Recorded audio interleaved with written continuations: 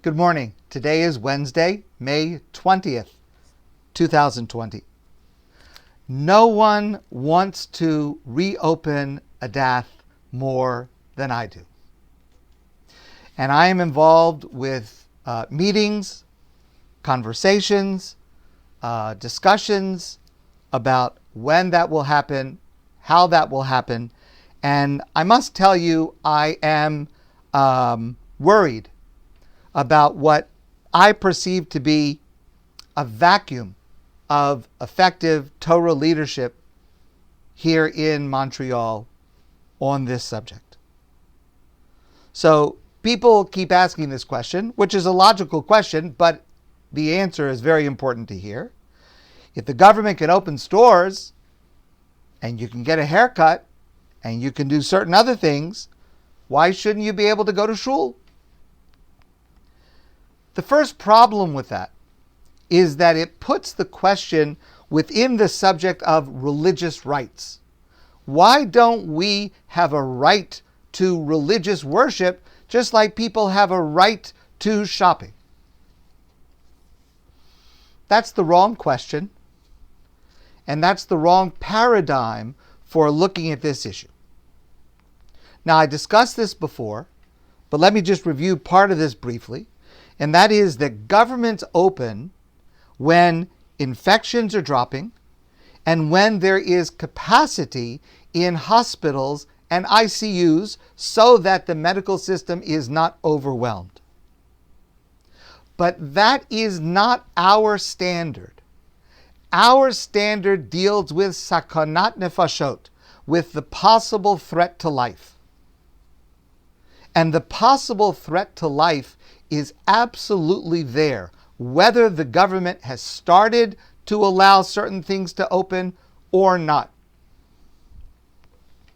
There's a lot of discussion about so-called outdoor minyanim, unofficial backyard, porch, outdoor, and people say, listen, we're in the middle of the street, we're more than 6 feet distance, what's wrong if we could be standing like this just to happen to see each other on the street? Why can't we just say Kaddish?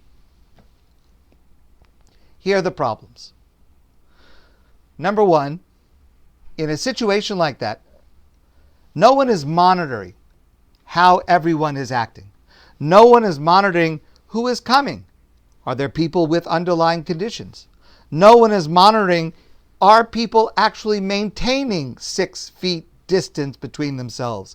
The stories that I hear about these so-called outdoor minyanim is that in practice, 6 feet is not being observed. And in many cases, not everyone is wearing a mask. So there is no control to assure that health requirements are in place. That's number one. But number two, it is a faulty view of mitzvos. And I've shared this before as well. Anytime a single mitzvah gets elevated to being the highest priority, overwhelming all other mitzvos, that becomes an idolatry. I've said to you before, Kaddish can be an idolatry. Minyan can be an idolatry when it is being done in a way that is not according to halakhic guidelines. Sakanas nefashos, the possible threat to life, is the highest priority. And until we are able to assure that that elevated risk is absent, then we will not open. We cannot open because we will be putting ourselves and others in danger. And here's the problem. There is still a lot that we do not know about this virus. Is it 6 feet? Is it 10 feet? Is it 12 feet? We now have a lot of research, a body of research that shows that when a person coughs or sneezes, the distance is longer, farther than 6 feet. In particular, the worst way of spreading the virus is through loud singing or loud talking, To have people coming and joining a minyan and someone says Kaddish out loud, that is spreading virus more than 6 feet. So once you have that kind of behavior, 6 feet does nothing. It is prohibited, according to Jewish law, and it is foolish to participate in any minyan now. And if someone thinks that they're doing a mitzvah by doing so, they are mistaken.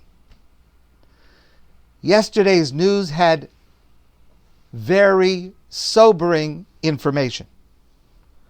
There was a story about a church in Georgia and another story about a church in Houston.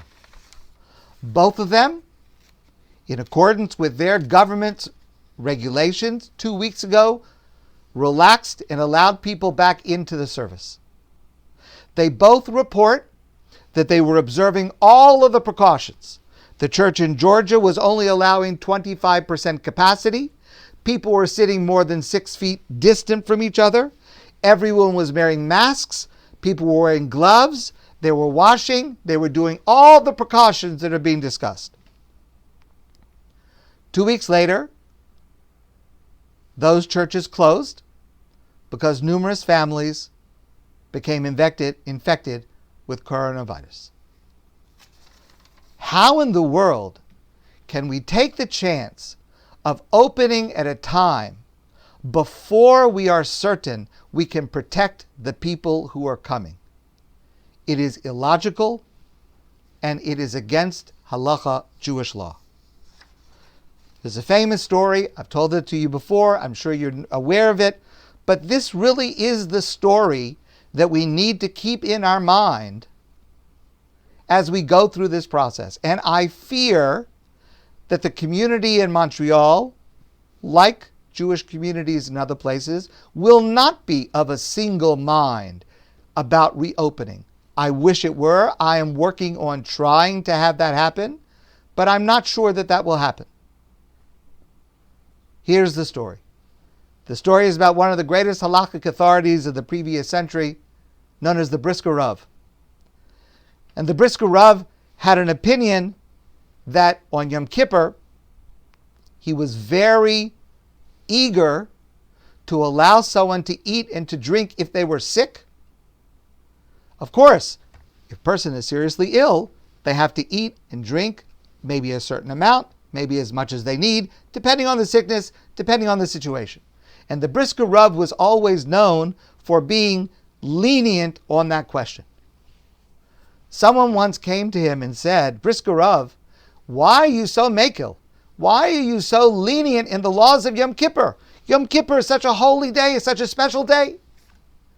And the Brisker Rav said, I am not being lenient in the laws of Yom Kippur.